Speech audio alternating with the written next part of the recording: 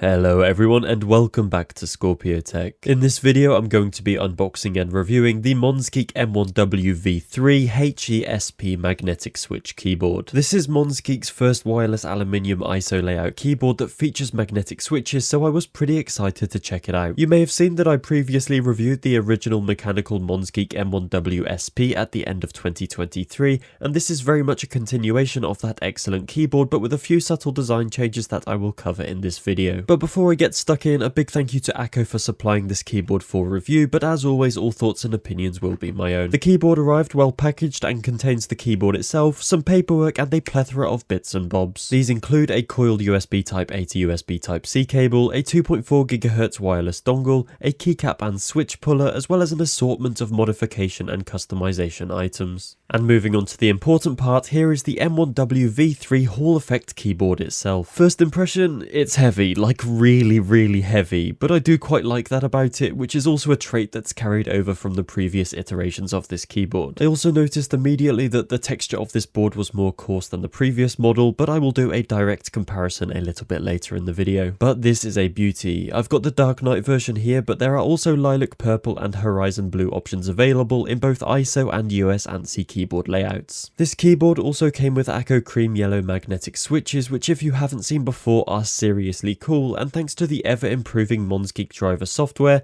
changing things like the actuation points and RGB lighting are much easier than they've been in the past. And you can definitely tell where the weight comes from when you look at the thickness of this keyboard. There is a lot going on inside this case. You have things like your insulation layers, foam, an aluminium plate, even more foam, as well as your standard internals with a gasket mount for an incredible cushioned typing experience, which I can confidently say does work wonders. But on the outside you have a classy looking simplistic design with lovely gradient OEM profile double shot PBT keycaps with south facing lettering. This 75% keyboard also features a dual action volume knob that can adjust the RGB lighting or be customized to your preference with the MonsGeek software. When compared to the original M1W mechanical keyboard shown below, there are a few differences that I noticed in the design. The first and most noticeable of which was the absence of these nice gold accents on the latest model. I'm not too sure why these would have been removed, as they added a nice unique touch to the design, but overall I don't really think it affects my opinion on it. I also noticed that the volume knob had been changed to a larger and flatter version, but it looks a bit odd being so close to the home key below it. And lastly was the feel of the keyboards. It might not come across on camera, but the new model has a much rougher and more textured finish than the smooth casing of the original model.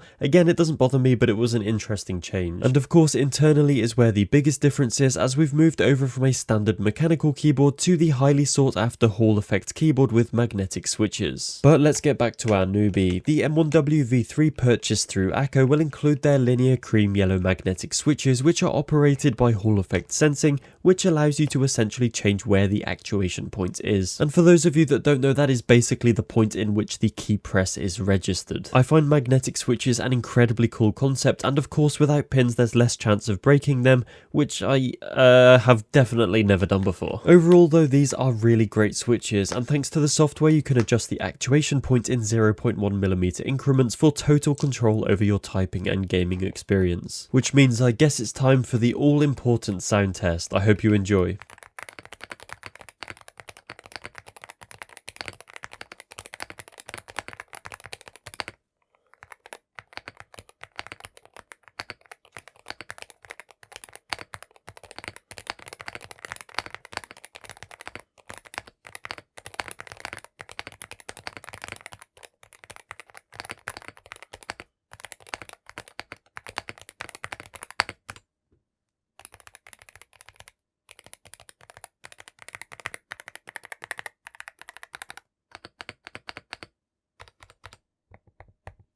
I'll let you come to your own conclusion on that one, but I do love how it sounds. To access the switch you have to take off the caps lock keycap, which I maintain is one of the single most hideous design choices of this generation. Like, why are you actually there? Okay, that might trigger me slightly more than it should, but we move. This keyboard features multi-mode connectivity with Bluetooth, wired and 2.4 GHz wireless options being available, and you can easily change between the paired devices by pressing FN and E, R or T for Bluetooth, FN and Y for wireless, and FN and U for the wireless wired mode. You can also check on the 6000 mAh battery by pressing FN and space to give you a nice visual representation of the remaining battery. And if you wanted to adjust the magnetic travel distance manually, you can press FN and either 1, 2, 3 or 4, but I highly recommend downloading the software, which I'll link down below. After the quick install, you have access to many settings to best personalize the keyboard to your preferences. One of the huge benefits with magnetic switches is that you can manually adjust the actuation distance to give you practically instantaneous responses to your inputs, which can definitely give you that competitive advantage when gaming. Not only that, but with features like rapid trigger, dynamic keystrokes, mod tap and dead zone settings, you can really tailor this to exactly how you want your keyboard to respond. The great thing about this is that you can see visually in app just how much control you have with a magnetic key. It's no longer just on or off, it can be whatever you like it to be.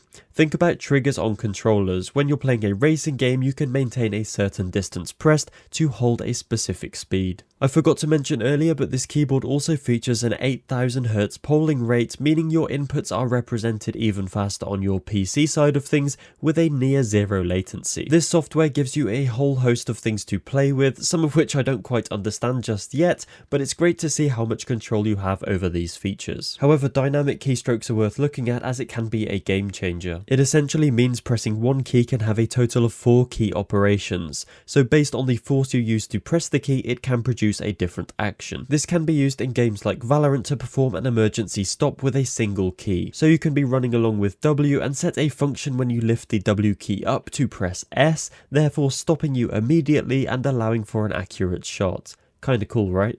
Moving on, let's take a quick look at the RGB functionality of the M1W V3. The RGB lighting on this board is okay, nothing too crazy, but it's also not terrible. Although it is significantly better now that you can customize and change things with the software rather than going through the effects one by one with key commands. On the software's light tab, you can access the various modes, which there are quite a lot of to be fair, as well as adjusting the speed, colour and brightness of those chosen effects. But of course, having the RGB on, especially at full brightness, does quite significantly reduce your battery life. Although from my experience so far, it is worth remembering the FN and enter combination to change the current effect's colour without having to go back into the app. The good news though is that you can create custom effects and presets via the app, which is really great to see, especially as some of these standard effects are quite, well, bad. Overall, this is a really lovely keyboard to use. It's completely feature packed, built like a tank, all whilst being nice to look at and very practical to use. And with a price tag of £140, I honestly think it's fair to say that you get what you pay for if you're in the market for a magnetic keyboard. So I'd say the MonsGeek M1W is well worth considering for those after a keyboard for gamers whilst maintaining a very professional and classy aesthetic. Thank you all so much for watching this video. If you want to check out the keyboard, I'll leave a link to it over in the description.